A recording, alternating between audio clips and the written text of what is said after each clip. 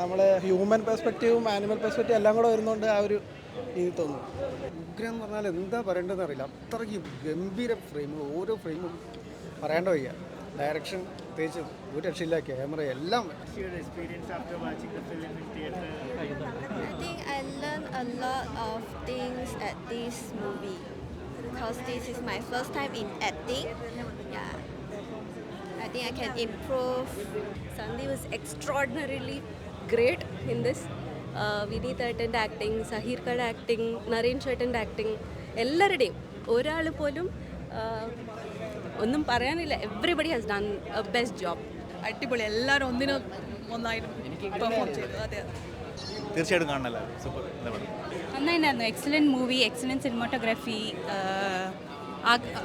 Thrilling എക്സ്പീരിയൻസാണ്. തിയേറ്ററിൽ വന്ന് കാണേണ്ട സിനിമയാണ്. എല്ലാവരും തിയേറ്ററിൽ തന്നെ വന്ന് കാണണം. അപ്പോൾ അതിൻ്റെ ഒരു ഫീല് നമുക്ക് കിട്ടുള്ളൂ.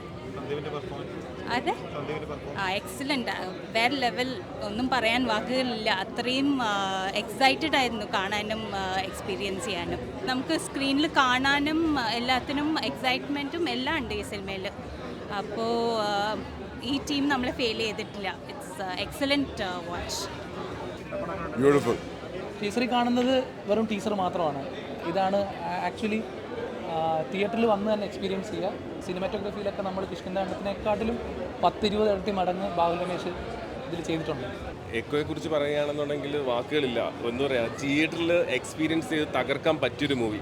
കിഷ്കിന്ദ കാണ്ഡത്തിന് ശേഷം ബാഹുലും ദിൻജിത്തും ഒരു പടം ചെയ്യുമ്പോൾ പ്രേക്ഷകൻ അത് കാണാൻ വേണ്ടി വരുമ്പോഴേക്കും അതിൻ്റെ ടെക്നിക്കൽ ക്വാളിറ്റി ആയിക്കോട്ടെ, അതുപോലെ തന്നെ അതിൻ്റെ ആർട്ടിസ്റ്റുകളുടെ പ്രകടനം ആയിക്കോട്ടെ, മൊത്തത്തിൽ എല്ലാ ഡിപ്പാർട്ട്മെൻറ്റും ഒന്നിനൊന്ന് മികവുറ്റ രീതിയിൽ മലയാളത്തിൽ നിന്നുള്ളൊരു ഇൻ്റർനാഷണൽ സിനിമ ഒരു ക്ലാസ് ലെവൽ തന്നെ എടുത്തു വെച്ചിട്ടുണ്ട്.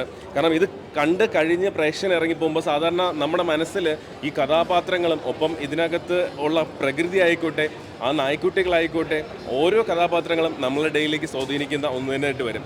പിന്നെ ഏറ്റവും വലിയ സംഭവം എന്ന് വെച്ചാൽ ഇതിനകത്ത് അഭിനയിച്ചിരിക്കുന്ന ഇപ്പം സന്ദീപ് ആയിക്കോട്ടെ, സന്ദീപ് ഞെട്ടിച്ച പ്രകടനമാണ് കാഴ്ചവെച്ചിരിക്കുന്നത്. പിന്നെ അതുപോലെ തന്നെ നരേൻ ചേട്ടൻ, വിനീത് ഏട്ടൻ, ബിനു പപ്പു ചേട്ടൻ, പിന്നെ ഇതിനകത്ത് പുതുതായിട്ട് വന്ന ആൾക്കാർ ഒരുപാട് പേരുണ്ട്.